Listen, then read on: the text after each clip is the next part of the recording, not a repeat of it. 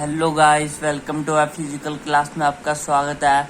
आज हम आपको प्राथमिक सहायता का नया पॉइंट पढ़ाएंगे। बिल्ली का झटका या धक्का लगना ऐसी दुर्घटना पर आए ऊंची वोल्टेज के करंट से या अक्षीय बिजली के द्वारा ही हो जाती है।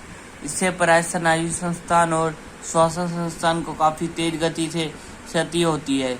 इसमें डायफ्राम तथा हृदय की मांसपेशी चिपक जाती है तथा व्यक्ति चेतना शून्य हो जाता है। प्राथमिक सहायता मतलब जिस व्यक्ति को बिल्ली का झटका लगता है तो उसके लिए क्या क्या प्राथमिकता सहायता देनी चाहिए। यदि व्यक्ति को अब भी करंट लगा हुआ तो सबसे पहले स्विच बंद कर देना चाहिए। इसके बाद तुरंत ही उसे कृत्रिम श्वास देनी चाहिए। बाई और हृदय के ठीक ऊपर मालिश करना चाहिए। यह दोनों प्रक्रिया लगातार काफी लंबी अवधि तक करनी चाहिए।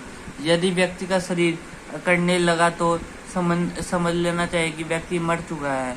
यदि उसको यह प्रक्रिया करने से होश आ जाता है तो उस व्यक्ति को काफी मात्रा में पेय पदार्थ देना चाहिए।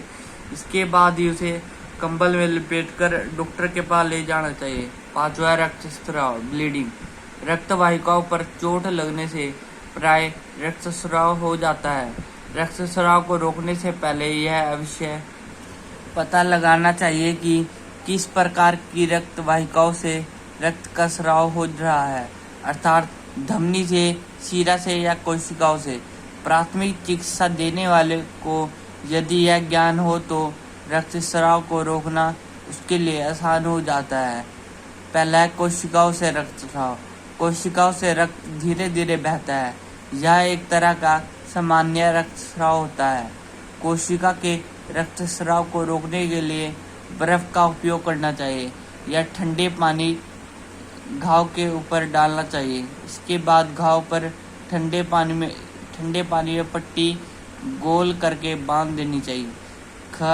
धमनी का रक्तस्राव। धमनी का रक्तस्राव हृदय की धड़कन की तरह ही होता है। रक्त का बहाव तेज गति से होता रहता है। यह गहरे लाल रंग का अत्यंत चमकदार रक्त होता है। यदि हाथ या पैर की कोई बड़ी धमनी कट जाती है तो यह व्यक्ति 1.5 या 2 मिनट में रक्त की कमी के कारण मर जाता है। अब थर्ड है शिराओं का रक्तस्राव। शिराओं में रक्तस्राव धीरे धीरे होता है तथा हृदय की ओर होता है। रक्तस्राव वाले भाग को थोड़ा ऊपर उठा देना चाहिए। उसके बाद ठंडे पानी की पट्टी सख्त से बांध देनी चाहिए। अब लास्ट है नाक से रक्तस्राव, नोज ब्लीडिंग। नाक में चोट लगने से प्राय रक्तस्राव होने लगता है। कई बार नाक में उंगली डालने से भी रक्तस्राव होने लगता है तथा कई बार गर्मियों के मौसम में नाक से रक्तस्राव होने लगता है। अब इसमें प्राथमिक सहायता फर्स्ट एड क्या क्या लेना चाहिए। बच्चों को कुर्सी पर बिठाकर सिर पीछे की तरफ तथा हाथ ऊपर की ओर कर देना चाहिए। सेकंड, गर्दन के पास से कपड़ा ढीला कर देना चाहिए। थर्ड, ठंडे पानी का कपड़ा गर्दन के पीछे तथा नाक की अस्थ पर रख देना चाहिए। फोर्थ, नाक से स्राव होने पर सिर नीचे नहीं झुकाना चाहिए। 5वां, नाक की बजाय मुंह से श्वास लेनी चाहिए। 6वां, यदि रक्तस्राव ना रुके तो डॉक्टर से संपर्क करना चाहिए। बच्चों, जो आज हमने अध्ययन करा उसको नोट कर लेना। Thank you for watching my video.